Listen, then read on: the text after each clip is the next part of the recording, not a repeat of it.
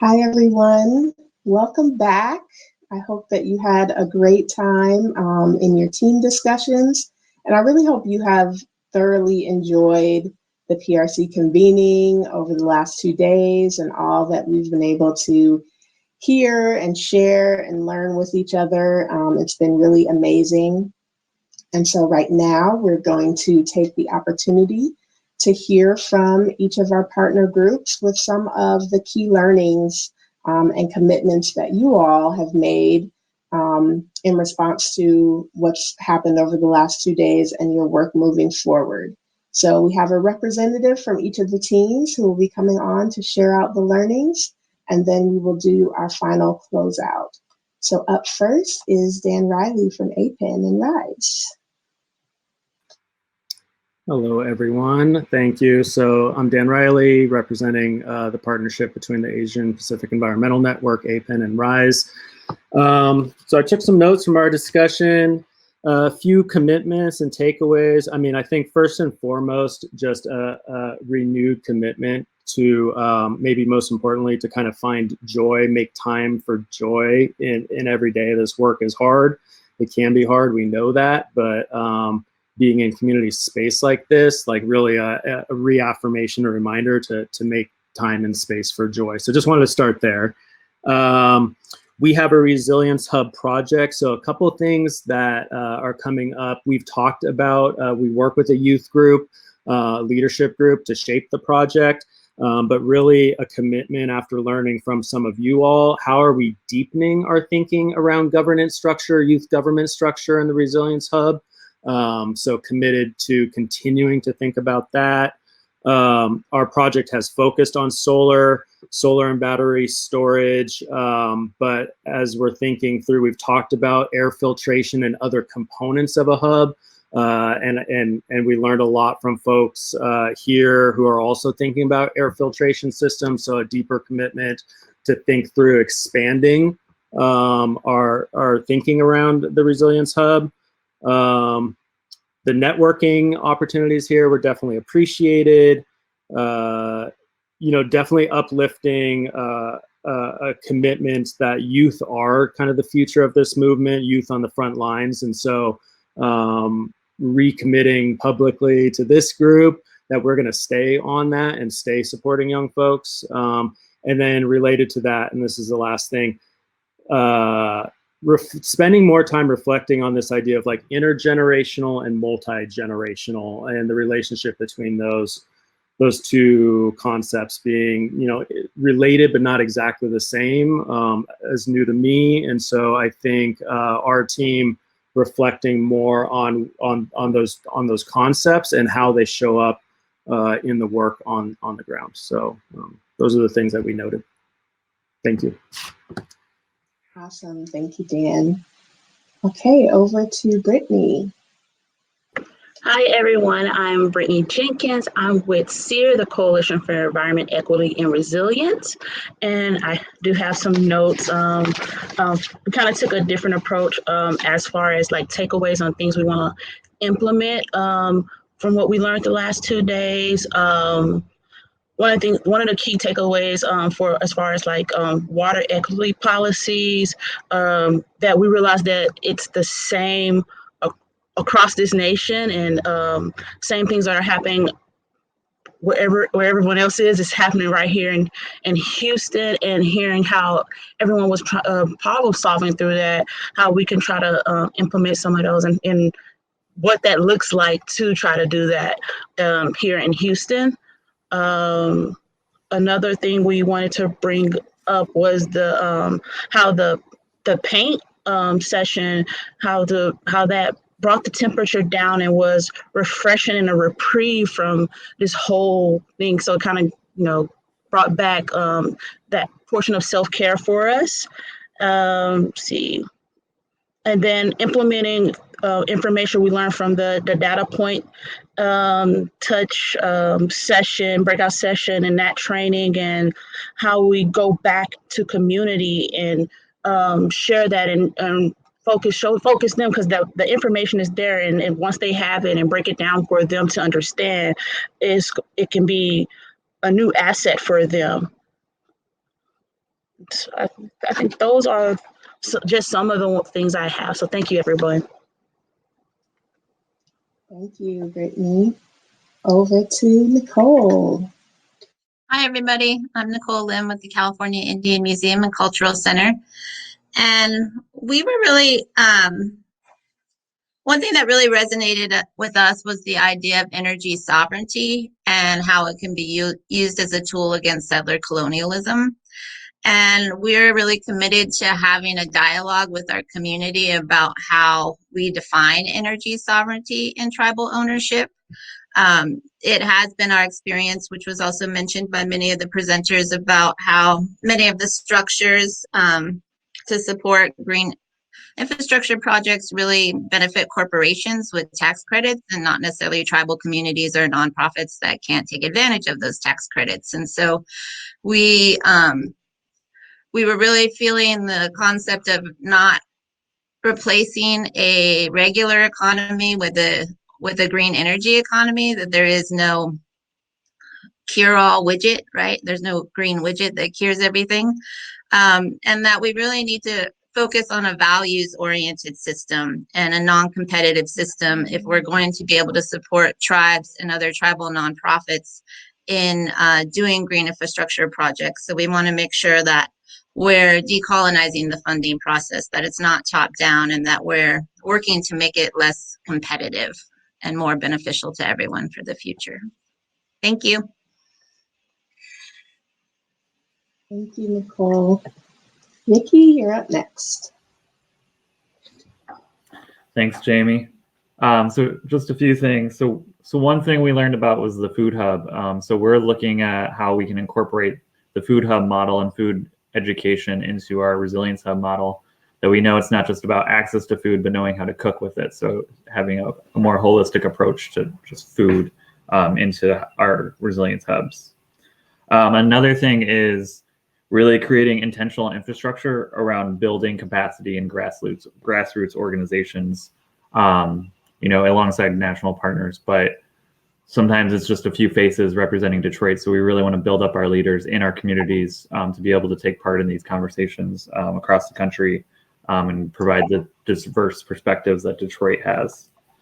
Another thing is really going after the workforce element, both in the renewable and green stormwater infrastructure space, to build up the capacity of Detroiters to take advantage of the opportunities that are coming that way, not just as jobs, but as entrepreneurs as well.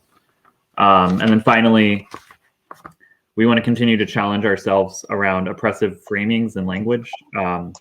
That is something we do from time to time, but just revisiting the language we're using. We recently, removed blight from our terminology, but looking at how we're doing things and have those conversations with our community members to really make sure that we're not perpetuating oppression through the language and framing of that we're using. And I just want to say thanks to PRC and ISC for putting on another great convening. Thank you, Ricky. Mike, you're up. Ricky, you stole my notes. A lot of those points that Ricky just hit, we were talking about as well. Again, Mike Thomas with the Garfield Park Community Council here in Chicago. We just want to start off kind of how Ricky ended by just thanking the entire PRC family for pulling off, such an authentic and powerful conference, such a refreshing, rejuvenating time virtually, which was just amazing. So kudos to you, PRC, for doing that, and the powerful speakers that you brought in for us to learn from, be inspired by. So we're truly grateful. Also, we wanted to thank our colleagues from across the country. Unfortunately, we couldn't see you in person, but we continue to learn from you and to your sharing and your teaching over the last 2 days. I know our staff have gained a lot of insight and new knowledge. Lastly, I just think where we wanted to commit to the Garfield Park Community Council is continue to commit to building up our local leaders, and specifically their capacity around climate issues. We're starting to do that. We have some green infrastructure projects, some carbon neutral housing projects that are coming in the neighborhood. So we'll have some things to point to where we can continue that capacity building issues around climate issues. And then lastly, is just continuing to develop the next generation and of our youth leaders in our neighborhood that will ultimately be the leaders in our community and our city. So thank you again, everybody, for your time, and we really enjoyed ourselves. Thank you so much, Mike. Kimberly, I'll pass it on to you. Thank you. I'm Kimberly Doyle with Healthy Community Services, part of the Waterwise Collaborative in New Orleans. And this, I'll echo what Mike has said. This has been such an amazing opportunity to learn with and be inspired by all the participants. And I'm really grateful to be a part of this. This is my first year joining this convening, and there's so many amazing takeaways. This has been really validating for us and the work that we're doing, and really confirmed that we're not alone, that we have this larger community that we can draw on for inspiration, support, encouragement, ideas. And it's just validating that the collaborative work we've been doing is working. Like, we've been coming at this from so many different angles, trying to bring all of our efforts together on training, research, on the ground efforts. We've recently started to organize our advocacy efforts more. And we're committing to continuing to draw on the partnerships and the networks that we've built. And those have allowed us to build our efforts at the intersection of environmental justice, racism, and climate issues. And this process is really helping us to connect the dots and giving us vision and broader perspective.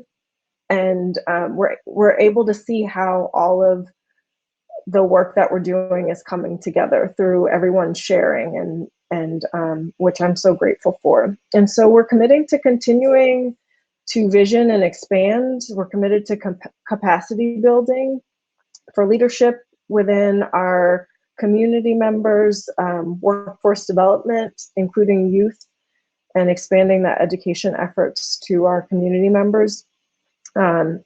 Really committed to staying inspired to have a bigger vision, and particularly moving forward with our resilience hub. And yeah, we're going to keep doing this grassroots work. It's not as quick as other methods, but it is really proving to be effective, and we're seeing that through everyone else's sharing. So thank you so much. Really grateful to be here. Thank you so much. Hilda, over to you. So I think what we've learned today, well, through the convening, especially through the keynote speakers and other experiences and practices, is that we, at least as an organization, as a group, that it reassures us that we are in the right path, that our work is very important, but that we cannot separate ourselves as individuals, that community building is important within this struggle, right, for environmental justice and to be able to combat climate change. So we always have to be teaching ourselves, or bringing ourselves back to seeing ourselves as a collective effort, right, not as individuals, because that's what the system wants, right? They can to deal with us as individuals. So La Mujer Obrera's collective practice, right, and what we're building is very important to this, to the contribution that we all are doing, right? Because we are a piece of what everybody else is doing. So everybody is important in this struggle.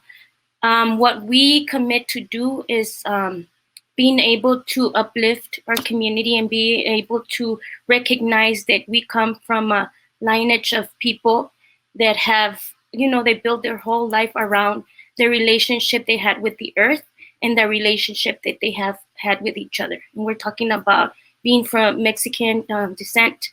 It's in our blood to be able to, to combat these injustices. And how do we also work, how do we view the earth as part of our everyday practice, right? So with that said, sometimes we get we kind of tend to not see the relationship between what's happening now with all these words like climate change, renewable energy, you know, and we tend to kind of minimize the work that we've been doing throughout the years. So as for us, is how do we tell that story, and how do we rewrite that narrative, right? And how do we take control of this to be able to make that connection between that world that we think it's very distant to what we already do, like how I had said before, you know, we have women that have been practicing their ancestral knowledge, their ancestral practice through their food, and how they have these ancestral foods, and how that's a way of resisting these issues, right? As well as water harvesting. So we just need to be able to, like I said, talk to our people, continue that relationship, and how do we reframe that, what's happening now, to what we are doing in our community. I don't know if I made myself sense, but my Spanglish, you know, pero so that is our mission, especially with that workshop that we participated in the storytelling and the narrative, and how we talk about what's happening in community. I think that overall that's something that we do commit in doing, and continue working with our compañeras and our youth, especially our youth. That's one of the commitments that we do plan to continue in our community. Okay, thank you, Hilda. Jessica. Hello, everyone. Thank you again. Always illuminating, being around everyone and just sharing and learning and growing. I appreciate what Hilda said, because I feel like it's true. A lot of times we're already doing the work, but when you put it into these definitions that, you know, remove us in some way from how we're doing and acting into the change, and doing the change, makes you feel like somehow you're doing something different. So I appreciate what she just shared, and there's a lot of value to that, in reframing and redefining, but also reconnecting. And for us, my team and I, we could go on and on about what we really appreciated about the sessions and key takeaways. I think for us, and part of what we're going to continue to commit to, is around youth leadership and youth development. How do we pass the baton? What does community succession planning look like? How do you integrate new families that come into your community and give them a sense of place, a sense of self, a sense of pride of that new community, so that you can integrate them into the mission and the work and the fight forward. We also appreciate the link of leadership development curriculum that ties the historical challenges in the community and where you find yourself currently, and how does that propel you into the future. I think there was some really insightful discussions around that, both with one of the keynote speakers yesterday. I guess it was in the affinity session, and also kind of interweave, you know, throughout all of the discussions around how important it is to have youth at the table, but not just kind of there figuratively, but really informed and directing the work and shaping it. We also commit to reaching out to our brothers and sisters around the table. We were emerging with our resiliency hubs, and I think there's just so much we can do to collaborate and build on the discussion today, so that it's not just a session, but it could become a practice. So I'm really looking forward to that. So thank you. Thank you, Jessica. Charles. Hello, so I'm Charles Keys, Business Development Manager here at Power 52 Foundation.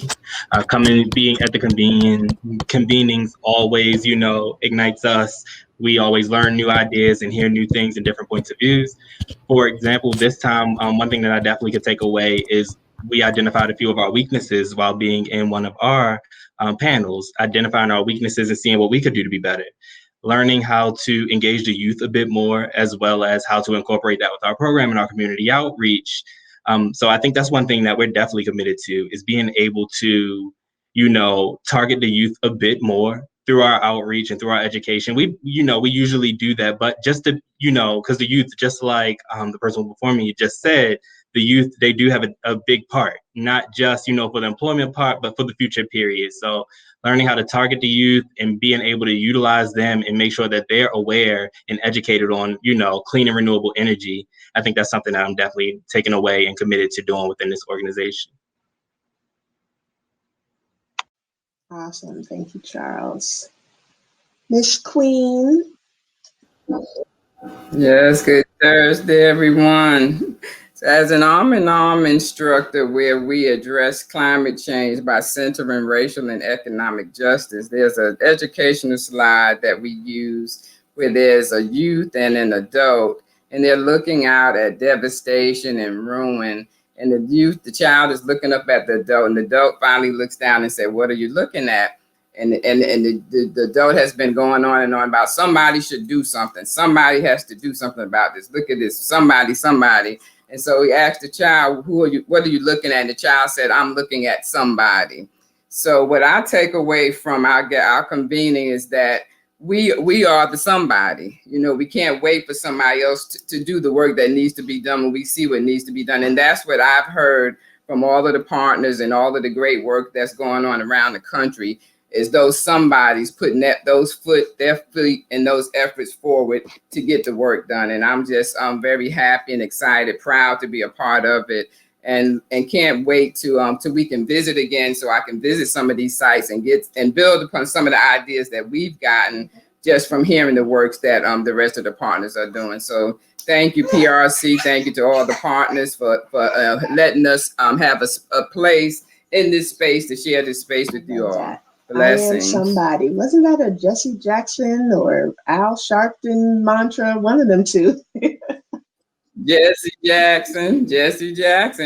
That's right. And it still rings true. We are the somebodies. All right. Thank you, Queen. Okay, Antonio, take us home. Can you hear me okay? Awesome. So I'd just like to echo the sentiment of everybody who shared and just the gratefulness of all of this. You know, every time we do this, I'm just always truly inspired. I didn't even know I could have the butterflies in my stomach over a virtual meeting. I had some of those. I had some highs and lows emotionally around everything. So it was really, really cool, even though it was virtual, and I would love to be with everybody. I'm really excited. I'm really grateful again that all of you are well. And I know a lot of families and hardships have happened, but it really does feel good and feel like a real blessing to know that many of you are well and still in this fight and driving this work. But I want to share just the words from some of our team members. So Cassandra Flagg, Richard Diaz, and Pastor Teresa Thomas Boyd, this is their first convening with the group, and it's a virtual convening. But all of the things that I experienced at my first convening, they walked away with. And so some of the things, just again, consistently learning and contributing to all things community is really important. This better understanding now of BIPOC and how it can be perceived. Having some conversations about that, cancel culture versus accountability, different concepts that we'd be bringing back and having conversations about how privilege and has the privilege of not seeing itself. So again, these concepts and different learnings that we able to, get inside ourselves and, start to make our own and be able to communicate and translate and share this knowledge and ways of understanding what we're in. It's kind of like saying the fish doesn't know it's in a fishbowl sort of deal, one of those situations. But the other thing about the fish in the fishbowl or the aquarium is that, whatever is in your environment is what you become. And so if you let the fish tank get dirty, the fish will die. And so we have to take care of our environment. And that's one of the examples we always talk about in our work in terms of the spaces we operate in and just using these analogies in a way that just help people really understand, make it all tangible for folks. Cassandra highlighted several other things, from reparations to the importance of constant narratives to all of the love from you all and solar and how it assists in safety and awareness, and this block grant, using block grant to assist in creating neighborhood energy centers and things like that. And so all of those big ideas are things that we definitely want to charge towards here and make change for it. Lastly, I just want to say some of the things that Pastor Teresa said. Pastor Teresa said the amount of powerful and strong organizations and people of color all over the country is very awesome and encouraging. The two dynamic speakers on the first day fed her soul. Dr. Finney gave me my ancestry, and right now, insight that has enlarged my fire to do more, say more, and be more regarding the climate and being true to my total being. Mr. Sam Simmons gave me a new height and depth and understanding the worthwhile fight in addressing and healing racism, in particular as with Black male trauma.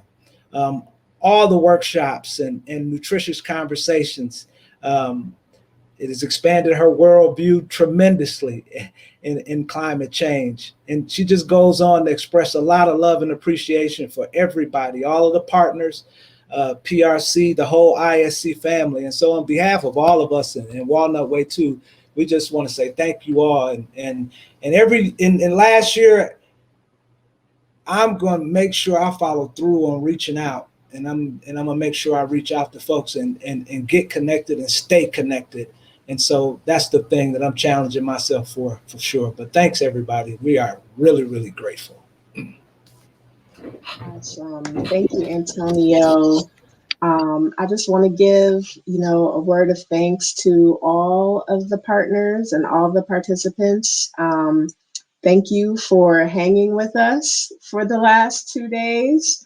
Of course, we so wish that we could be in person with you all for our normal exchange. And this was, a test for us too, for figuring out, how to really make this an engaging event that would allow you all to still have connections and meaning and network. And so I hope that you gain that from this event, but we appreciate the engagement. You all, I know sometimes it's hard to get away in person, and it's even harder to really stay focused and engaged in an online event for 2 days, and you all did that, and I appreciate the continued engagement from all the participants. So really, thank you so much. I want to remind everyone to make sure you use your DoorDash. Make sure you order your dinner today before 10 o'clock p.m. in whatever time zone you're in. You have, so please enjoy a lovely meal and reflect on the day. And we hope that you definitely enjoyed. Be on the lookout for your book from Dr. Carol Finney that we'll be sending out to each of you. That should come in the mail in the next couple of weeks.